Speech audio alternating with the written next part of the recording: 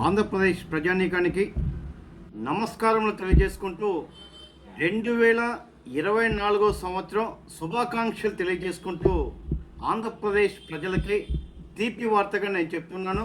2024 సంవత్సరం జనవరి నెల 3వ తారీఖున ఈరోజు ఆంధ్రప్రదేశ్ భవిష్యత్తుకు సంబంధించి రాజధానిపై సుప్రీంకోర్టులో ఈరోజు విచారణ రావడం జరిగింది. ఈ కేసును ఏప్రిల్ 24వ తారీఖు వాయిదా వేయటం జరిగింది. ఈ కేసులో జస్టిస్ కన్నా గారు, జస్టిస్ దత్తా గారు ధర్మాసనం కేసును విచారించడం జరిగింది.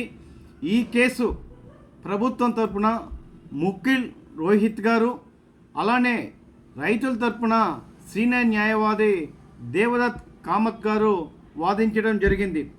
ఈ కేసును ఏప్రిల్ 24కు వాయిదా పడటం జరగటం అంటే ఆంధ్రప్రదేశ్లోనే ఈలోపుగానే ఎన్నికలు జరిగే అవకాశం ఉంది. అంటే ఈ ఎన్నికల లోపుగా జగన్మోహన్ రెడ్డి గారి ప్రభుత్వము అమరావతిని నిర్మించటం కానీ లేదా 3 రాజధానుల నిర్మాణం కానీ చేపట్టలేక రాష్ట్రానికి ఒక దిక్కులేని రాష్ట్రంగా చేసినటువంటి ఘన చరిత్ర పొందినటువంటి మొదటి ముఖ్యమంత్రిగా ఉన్నారు. ఈ రాష్ట్రానికి ఏకరాజధానిగా నిర్మాణం చేయలేకపోయారు. మీరు పాదయాత్రలో చెప్పారు, అసెంబ్లీలో చెప్పారు, మేము వచ్చిన 3 సంవత్సరాలలోనే రాజధాని నిర్మాణం చేస్తామని నమ్మబలికారు. 35,000 ఎకరాల ఆవశ్యకత ఉంటుందని చెప్పారు. కానీ రాజధానిని నిర్మించారా? లేదు. 3 రాజధానులు మీరు చేయగలరా? అది లేదు. అంటే మీరు ఆంధ్రప్రదేశ్లో 151 సీట్లు ఇచ్చినందుకు మీరు ఒక చరిత్రహీనులుగా నిలిచారు.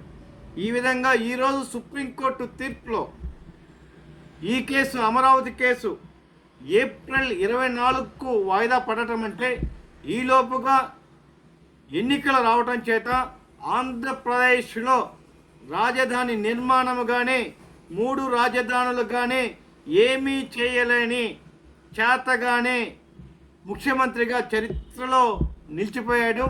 మరొక్కసారి కూడా అమరావతి ఇటుకనగానే, అమరావతిలో ఇసుక రేణువునగానే ఇక్కడ నుంచి తీసుకుని వెళ్ళలేరు. ఒక న్యాయవాదిగా చెప్తూ ఉన్నాను, 3 రాజధానుల బిల్లు అనేది ఆంధ్రప్రదేశ్ శాసనసభకు అధికారము లేదు. భవిష్యత్తులో జగన్మోహన్ రెడ్డితో పాటుగా జగన్మోహన్ రెడ్డి మంత్రివర్యులు అందరూ కూడా ఆంధ్రప్రదేశ్ జరిగిన ద్రోహానికి, అమరావతి రాజధాని నిర్మాణంలో చేసినటువంటి కుట్ర, అమరావతి రాజధాని లేకుండా చేసినటువంటి దానిలో బాధ్యులుగా భవిష్యత్తులో ప్రాసిక్యూట్ కాబడతారు అని తెలియచేయటంలో సందేహం లేదని చెప్పి తెలియజేసుకుంటూ మరొక్కసారి ఆంధ్రప్రదేశ్ ప్రజలకు శిరస్సు వంచి నమస్కృతులు